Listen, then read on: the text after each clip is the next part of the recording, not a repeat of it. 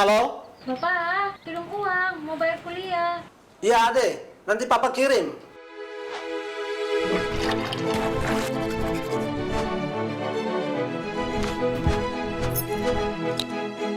Kakak jaga rumah. Papa mau ke kota. Bikin apa, Lei? Mau kirim uang untuk Ade. Bikin apa jauh-jauh ke bank? Bapak punya HP kan sudah ada mobil banking. Harus masuk sandi.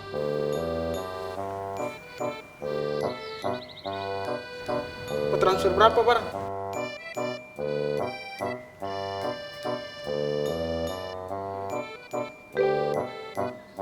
Sudah itu, Pak. E-banking Maluku Malut memudahkan transaksi, memudahkan hidup.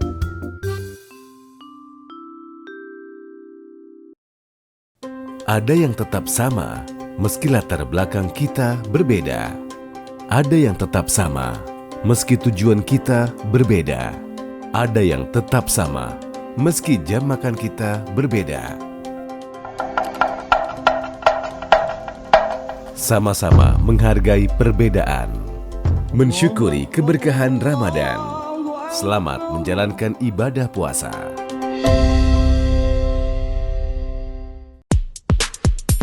Mulailah harimu dengan bening, tingkatkan rasa percaya diri, sempurnakan penampilanmu di Bening Klinik. Sehatkan kulitmu, percantik dirimu, tak peduli usia, semua bisa jadi bening. Bening-bening untuk generasi good looking. Bening Klinik bikin wajah jadi bening. Bening Klinik.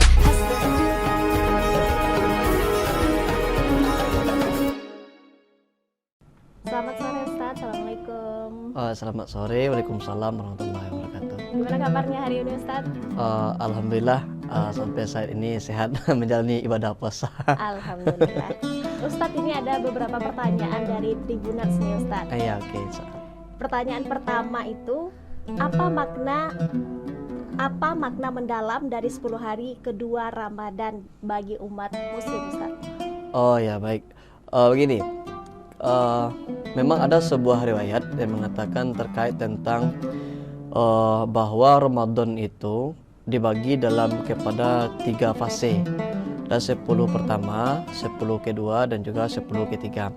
10 pertama itu seperti yang dikatakan adalah bulan rahmat atau 10 hari pertama itu rahmat, 10 hari kedua itu ampunan, yang 10 hari ketiga terbebasnya dari api neraka. Tapi kalau melihat dari hadis ini, riwayat ini itu lebih kepada doif. Kenapa demikian? Karena untuk keutamaan 10 hari pertama, 10 hari kedua, dan 10 hari ketiga itu sebenarnya tidak ada keutamaan khusus. Artinya apa? Bahwa memang bulan Ramadan itu kata Nabi, man shoma ramadhana imanan wahtisaban ghufira lahu ma taqaddama min zambi. Jadi barang siapa yang berpuasa dengan iman dan perhitungan, maka akan mendapatkan ampunan atas dosa-dosanya yang telah lalu. Itu memang janji Allah. Jadi artinya bulan Ramadan itu, selama bulan Ramadan yang melakukan aktivitas-aktivitas ibadah, itu insya Allah akan diberikan oleh Allah ampunan nanti setelah ibadah Ramadan itu habis. Jadi kalau untuk kita tanya terkait tentang apa sih amalan khusus atau khususnya di 10 hari kedua, kalau khususnya mungkin tidak ada. Memang ada riwayat mengatakan seperti itu, tetapi riwayat yang seperti itu lebih dikenal kepada dhaif atau lemah dari segi periwayatnya. Artinya apa? Bulan Ramadan itu selama sebulan penuh itu penuh dengan ampunan. Itu penuh dengan ibadah-ibadah yang amal-amalannya itu dilipat gandakan oleh Allah di dalamnya. Jadi makanya di bulan Ramadan itu, di bulan Ramadan maksimalkanlah kita untuk melakukan aktivitas-aktivitas ibadah yang bisa kita lakukan, yang kita manfaatkan, baik ibadah-ibadah yang ringan maupun ibadah-ibadah yang terasa sulit seperti sholat malam. Itu harusnya kita lebih diutamakan di bulan Ramadan. Jadi itu terkait tentang 10 hari kedua atau 10 hari pertama dan 10 hari ketiga. Artinya itu tidak ada yang terkhusus di bulan Ramadan. Selama 1 bulan penuh itu disebut sebagai bulan ampunan, pahala dilipat gandakan di dalamnya. Pertanyaan kedua Ustadz, Ya, oke, baik. bagaimana cara meningkatkan kualitas ibadah di 10 hari kedua Ramadan, terutama setelah melewati 10 hari pertama? Ya, baik. Terkait tentang ini, pertanyaannya terkait tentang bagaimana kita berada di, istilahnya kalau di 10 hari kedua ini kita sudah berada di pertengahan Ramadan gitu. Kan 10 hari pertama kita sudah merasa lelah, bagaimana caranya kita lebih meningkatkan kembali. Yang terutama sekali itu adalah niat kita. Tanamkanlah di hati kita bahwa yakinkanlah diri kita, yakinkanlah pribadi kita bahwa Ramadan ini merupakan bulan yang penuh ampunan dan pahala dilipat gandakan. Kalau kita yakin dengan hal itu, maka kita akan menjadikan diri kita ini lebih termotivasi untuk meningkatkan kualitas amal-amal ibadah dalamnya. Jadi kalau kita hanya sekedar untuk hanya ibadah puasa saja, tapi tidak ada keyakinan di diri kita bahwa Ramadan ini merupakan salah satu bulan yang penuh dilipat gandakan amal pahalanya, maka tak akan cukup hanya sekedar itu saja. Maka yakinkanlah pada diri kita bahwa Ramadan ini merupakan bulan yang penuh ampunan dan pahala yang ada dalam bulan Ramadan itu akan dilipat gandakan di dalamnya. Kalau kita yakin, maka kita akan semakin meningkat terus kualitas amal ibadah kita. Jadi tak hanya tahu saja, kita harus meyakinkan diri kita untuk memotivasinya agar kualitas amal ibadah kita itu di bulan Ramadan semakin meningkat semakin harinya, apalagi sampai ke ujung nanti Ramadan. Itu yakinkanlah pada hati kita. Itu. Pertanyaan selanjutnya Ustaz. Ya, oke, baik.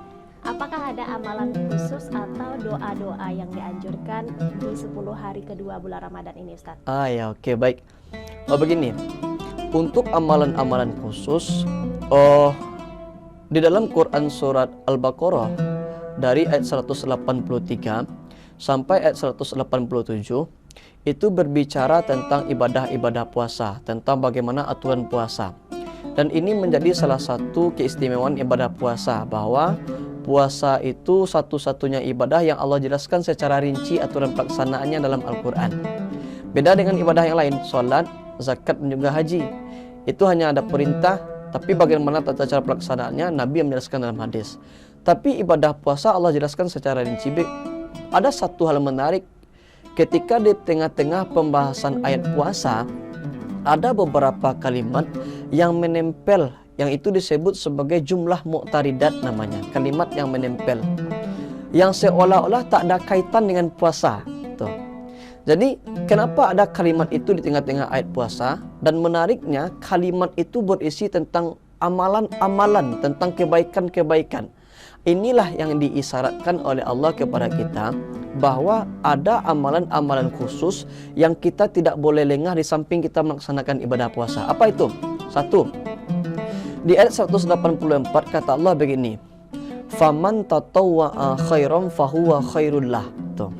Barang siapa yang melakukan amal kebaikan dengan khair, itulah yang lebih baik, kata Allah. Ini ayat membahas tentang puasa. Kenapa ada di tengah-tengah ayat puasa tentang kebaikan dengan harta, dengan khair? Karena salah satu makna khair itu harta. Sehingga kata Allah di Quran surah Al-Adiyat, wa innahu lihubbil khairi lasyadid. Dan sungguh manusia itu sangat cinta kepada hartanya. Jadi makna khair itu adalah harta. Artinya apa? Ada amalan khusus yang kita tidak boleh lengah. Apa itu? Amalan menggunakan harta. Tuh. Itulah kenapa kata Nabi, barang siapa yang memberi makan untuk orang yang berbuka puasa, maka ia mendapatkan pahala sama seperti orang yang berpuasa itu tanpa kurang sedikit pun darinya. Tuh. Nih, kita ketika berbuka puasa, menjelang berbuka puasa, kita beli perbukaan nih di luar. Beli perbukaan, kita lebihkan untuk tetangga. Tetangga yang berpuasa di hari itu, dia menikmati makanan atau dia menerima perbukaan yang kita belikan tadi. Maka pahala dia di hari itu akan kita dapatkan dengan memberi makan tadi. Sehingga kata Nabi menariknya bukan tidak harus banyak, bahkan separuh kurma pun engkau berikan untuk orang yang berbuka puasa, maka engkau dapatkan pahala darinya di hari itu tanpa kurang sedikit pun darinya. Ini begitu penting. Makanya amalan ini amalan yang ringan tapi bernilai besar. Artinya dengan memberi makan untuk orang berbuka puasa itu salah satu amalan yang kita tidak boleh lengah di samping ibadah puasa. Karena begitu hebat nilainya. Tuh. Apalagi kita memberikan makan untuk ustaz kan. Ustaz yang berceramah dari pagi berceramah, memberikan kajian. Banyak sekali tuh dia lakukan dengan ikhlas, kita berikan pembukaan di sore harinya. Insya Allah amal yang ia kerjakan dari setelah subuh sampai menjelang maghrib itu akan kita dapatkan nanti. Itu amalan pertama. Amalan kedua kata Allah di Quran surah Al-Baqarah itu 185. Begini kata Allah. Syahrul Ramadan allazi unzila fihi al-Quran. Artinya bulan Ramadan, bulan diturunkannya Al-Quran. Hudan linnas, petunjuk bagi manusia. Kenapa ada kalimat ini di tengah-tengah ayat puasa? Ini kan tak ada kaitan dengan puasa sebenarnya itu. Kenapa ada ayat ini? Allah isyaratkan kepada kita bahwa ada satu amalan yang kita tidak boleh lengah. Apa itu? Amalan dengan Al-Quran. Itu. Dan hebatnya Allah menyebut hudan linnas. Jadikan Al-Quran itu sebagai petunjuk. Itulah kenapa Nabi mengatakan bahwa amalan yang paling spesial itu salah satunya dengan Al-Quran adalah tadarus Al-Quran. Jadi tadarus Al-Quran ini banyak kita selama ini salah dalam memahami arti itu. Kalau tadarus itu maknanya dari kata sin, artinya adalah mengkaji, mempelajari. Makanya ada namanya sekolah itu madrasah, tempat belajar, tempat mengkaji, tempat mengkaji ilmu gitu. Jadi artinya tadarus Al-Quran itu adalah mengkaji isi Al-Quran. Mungkin ada yang bertanya, bagaimana cara kita untuk mengkaji Al-Quran sedangkan ilmu kita tidak ada di bagian itu? Cukup dengan menghadiri kajian, itulah tadarus yang sesungguhnya. Tuh. Bukan dilarang kita punya target khatam Quran 3 kali selama Ramadan, boleh. Itu bahkan begitu hebat juga nilainya. Cuman yang dianjurkan itu menghadiri kajian. Tuh. Mendengarkan kajian-kajian di bulan Ramadan itulah yang disebut dengan tadarus Al-Quran. Tuh. Dibacakan ayat, dibacakan terjemahan dan dibacakan maksud ayat, disimak oleh jamaah. Itulah tadarus yang sesungguhnya sehingga jamaah ngerti, oh ini maksud dari ayat, itulah yang dimaksud dengan tadarus yang sesungguhnya. Hadirlah. Tuh. Yang ketiga, amalan-amalannya. Kata Allah di ayat 186 begini. Wa iza sa'alaka ibadi anni fa inni qarib. Dan apabila hamba-hambaku bertanya kepadamu Muhammad tentang aku, katakanlah aku dekat. Kata Allah, ujibu da'watad da'i iza da'an. Allah akan kabulkan doa-doa orang-orang yang memohon kepadamu. Kepadaku, kata Allah. Artinya apa? Apa kaitan dengan puasa? Kan tidak ada kaitan. Ayat membahas tentang puasa, tapi tengah-tengah ayat Allah menceritakan tentang keberadaan dirinya. Tuh.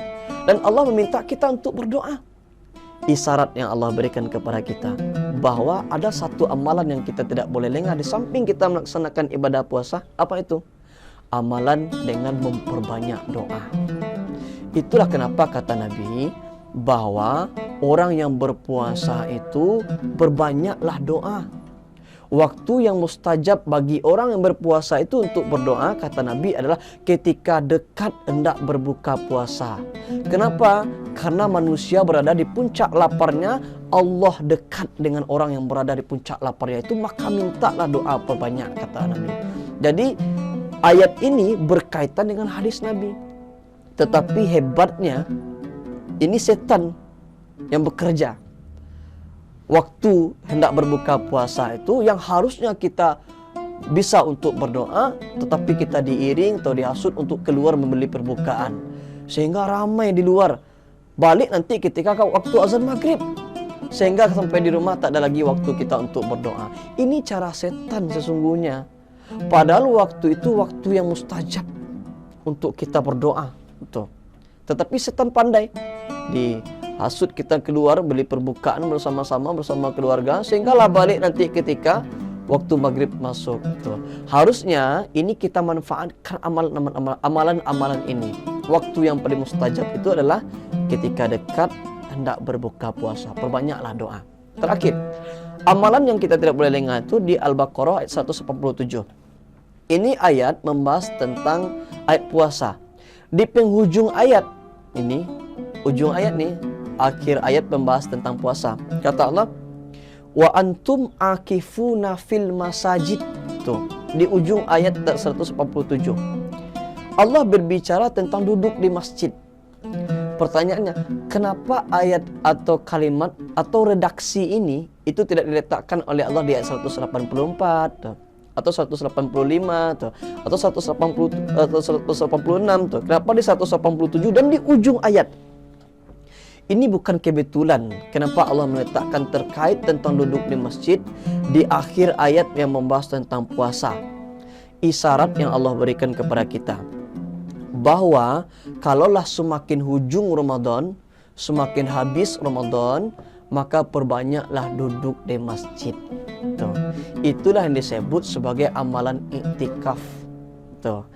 Itulah kenapa Aisyah bercerita, Nabi kalau 10 malam terakhir mengencangkan ikat pinggangnya, dia tidak pulang lagi ke rumah menemui istrinya. Artinya apa? Nabi perbanyak duduk di masjid. Tuh. Jadi ada 4 amalan-amalan kita di bulan Ramadan ini itu. Dari 4 amalan ini, tuh memberi makan untuk orang berbuka puasa, nah harus banyak. Cukup sebiji korma, separuh korma kata Nabi, itu kau dapatkan pahala dari orang yang berpuasa itu. Yang kedua, menghadiri kajian, itulah tadarus yang sesungguhnya. Menghadiri kajian sehingga kita paham makna ayat, maksud ayat, oh asbabun nuzulnya, oh maksud ayatnya ini, sehingga kita paham, itulah tadarus yang sesungguhnya. Yang ketiga, memperbanyak doa. Memperbanyak doa, waktu yang paling mustajab itu adalah ketika hendak berbuka puasa. Tuh, manfaatkanlah momen ini. Ada yang keempat adalah iktikaf. Ini ada 4 amalan. Maka mulai hari ini pilihlah salah satu di antara 4 amal ini agar kita tidak lengah. Jangan sampai Ramadan kita dari tahun ke tahun tidak ada peningkatan, tidak ada perubahan, hanya seperti itu saja setiap tahunnya. Maka dari 4 amalan ini, pilihlah salah satu. Kau nak bisa keempat-empatnya, atau nak bisa salah satu, 2 di antara itu. Tuh. Untuk agar kita di bulan Ramadan ini, Ramadan kita tidak menjadi Ramadan bagaimana Ramadan yang sebelumnya. Artinya Ramadan tahun ini itu lebih meningkat daripada Ramadan sebelumnya dengan melakukan amalan-amalan ini. Pilihlah salah satu di antara yang 4 ini. Tuh, itulah amalan terkait tentang di bulan Ramadan yang kita tidak boleh lengah. Itu. Pertanyaan terakhir Ustaz. Oke, baik. Tips untuk menjaga konsistensi dan meningkatkan kualitas ibadah selama bulan Ramadan. Ya, oke, baik. Bagaimana tips agar kita konsisten dalam melaksanakan ibadah di bulan suci Ramadan itu? Begini, cara kita konsisten itu yang pertama adalah dia kembali kepada niat kita tadi. Yakinkanlah bahwa Ramadan ini Ramadan terbaik buat kita itu. Maka kita harus menjaga kualitas amal-amal ibadah kita. Yang kedua, caranya adalah untuk membiasakan suatu ibadah itu di setiap harinya tuh. Karena kalau sesuatu yang kita tahu tanpa adanya proses pembiasaan itu tak akan bisa kita. Itu. Jadi bagaimana supaya bisa konsisten? Biasakan terus, paksa diri kita untuk membiasakannya. Kalau biasanya di luar Ramadan kita hanya subuh itu di rumah saja, maka di bulan Ramadan ini paksa diri kita untuk hadir ke masjid berjamaah, atau paksa diri kita untuk melaksanakan sholat duha, paksa diri kita untuk meluangkan waktu agar membaca Al-Quran tuh. Dengan terpaksa itulah awalnya menjadi biasa, yang jadi biasa tadi dengan sudah kita melakukan secara rutinitas sehingga menjadi terbiasa. Itulah kenapa dalam sebuah pepatah Minang begini, kalau ketik taraja-raja, kadang tak bawa-bawa, lagai terubah tidur. Artinya apa? Sesuatu yang sudah biasa akan terasa sulit untuk ditinggalkan tuh. Jadi kalau kita tidak biasa untuk melakukannya, kita akan terasa sulit juga untuk mengerjakan itu. Jadi artinya paksalah diri kita terlebih dahulu agar kita terbiasa melakukan hal-hal yang baik di bulan Ramadan, amalan-amalan baik di bulan Ramadan tuh. Karena sesuatu yang tahu saja tak cukup tanpa adanya proses pembiasaan. Itulah seperti kita yang hobi berolahraga, tiba-tiba kita olahraga, itu akan terasa sakit di badan. Kenapa? Karena kita melakukan yang tak biasa. Begitu juga sebaliknya, kita yang hobi berolahraga, tiba-tiba kita tinggalkan olahraga, akan terasa sakit juga di badan. Kenapa? Kita meninggalkan sesuatu yang biasa. Jadi agar konsisten kita dalam beribadah di bulan suci Ramadan ini, maka paksalah diri kita terlebih dahulu untuk melakukan hal-hal yang baik. Karena dengan terpaksa itu menjadi terbiasa, jadi biasa, dan dari biasa itu menjadi terbiasa tuh. Jadi itu tipsnya, yakinkanlah hati kita bahwa Ramadan ini Ramadan yang dilipat gandakan amal pahalanya. Setelah itu kita paksa diri kita. Dengan cara itu minimal bisa menjadikan kita konsisten dalam beribadah itu.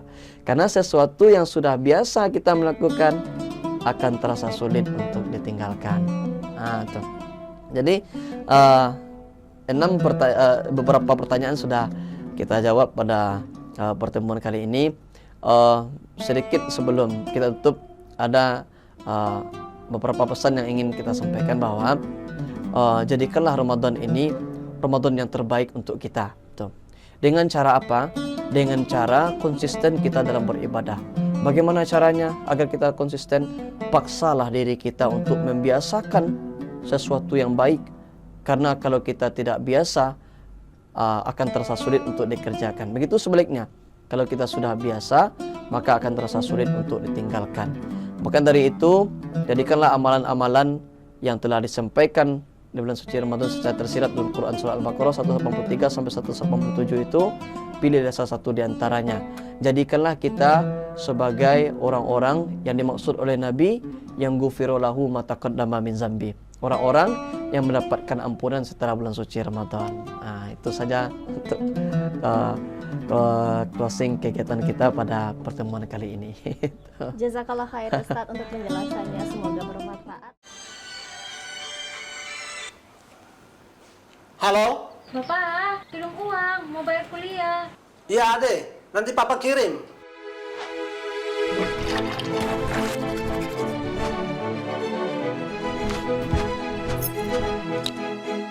Kakak jaga rumah. Papa mau ke kota. Bikin apa lagi? Mau kirim uang untuk Ade. Bikin apa jauh-jauh ke bank? Bapak punya HP kan sudah ada mobil banking. Harus masuk sandi.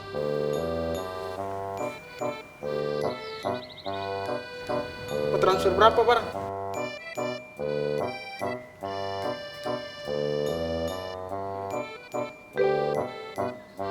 Sudah itu, Pak. E-banking Maluku Malut memudahkan transaksi, memudahkan hidup.